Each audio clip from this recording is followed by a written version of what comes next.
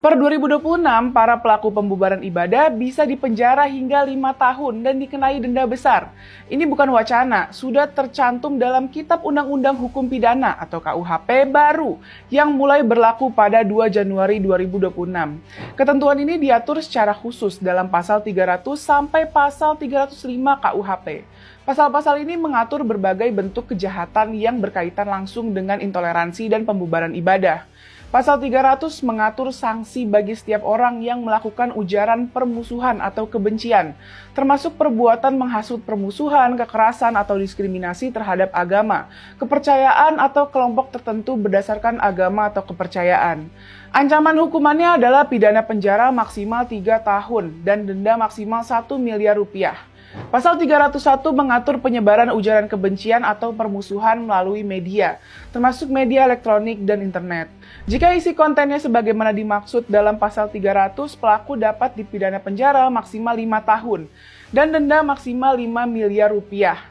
Pasal 302 mengatur sanksi bagi pihak yang menghasut atau mendorong seseorang untuk berpindah agama atau berhenti menganut agama atau kepercayaan tertentu.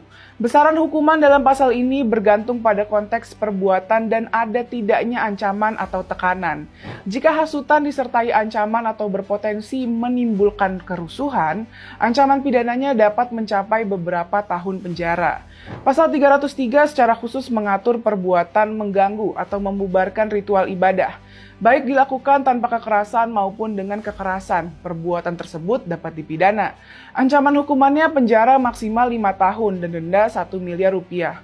Pasal 304 mengatur penghinaan terhadap orang yang sedang menjalankan atau memimpin ibadah atau upacara keagamaan di tempat umum. Pelakunya dapat dikenai pidana penjara maksimal 1 tahun dan denda maksimal 250 juta rupiah. Pasal 305 mengatur perbuatan menodai, merusak, atau membakar tempat ibadah. Ancaman pidananya adalah penjara maksimal 5 tahun dan denda maksimal 5 miliar rupiah. Ketentuan ini menjadi angin segar bagi kelompok minoritas yang selama ini paling sering menjadi korban pembatasan dan pembubaran ibadah. Sejumlah organisasi mencatat banyaknya kasus diskriminasi hak beribadah sepanjang 2024 hingga 2025. Kontras mencatat 32 insiden pelanggaran kebebasan beragama dan berkeyakinan sepanjang Desember 2024 hingga November 2025. Insiden tersebut meliputi larangan ibadah, vandalisme, penolakan pendirian rumah ibadah, penyegelan, serta intimidasi dan persekusi.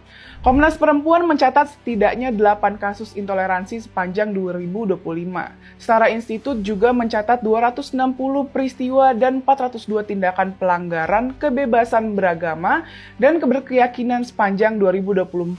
Masuknya pasal 300 sampai 305 ke dalam KUHP baru merupakan koreksi atas kegagalan negara melindungi hak beribadah selama bertahun-tahun. Selama ini pembubaran ibadah kerap dianggap sekedar urusan warga atau persoalan izin administratif. Akibatnya pelaku jarang tersentuh proses pidana. KUHP baru secara tegas memutus praktik tersebut. Ujaran kebencian, hasutan, gangguan ibadah, penghinaan pemuka agama, hingga perusakan tempat ibadah kini adalah kejahatan pidana. Ini bukan simbolik, melainkan perubahan sikap negara. Data yang ada menunjukkan bahwa pembubaran ibadah adalah masalah nyata yang berulang. Ancaman pidana berat memberi batas yang sebelumnya tidak ada. Dengan KUHP baru, pembubaran ibadah tidak lagi bebas konsekuensi hukum. Di sisi lain, SKB 2 Menteri selama ini sering dipakai sebagai alat pembenaran pembubaran ibadah. Syarat administratif pendirian rumah ibadah kerap dijadikan alasan tekanan terhadap minoritas. Padahal SKB hanya mengatur administrasi, bukan memberi hak melarang ibadah. Dalam konteks KUHP baru, SKB 2 Menteri sudah kehilangan relevansi dan bertabrakan dengan semangat perlindungan hukum pidana. Karena itu, pencabutan SKB 2 Menteri menjadi konsekuensi logis dari penguatan KUHP. Tapi negara harus konsisten memproses pelaku pembubaran ibadah sebagai kejahatan pidana. Jika tidak, KUHP baru hanya akan keras di atas kertas, tapi lemah di lapangan. Saatnya negara berdiri tegak melindungi hak beribadah dan memberantas intoleransi.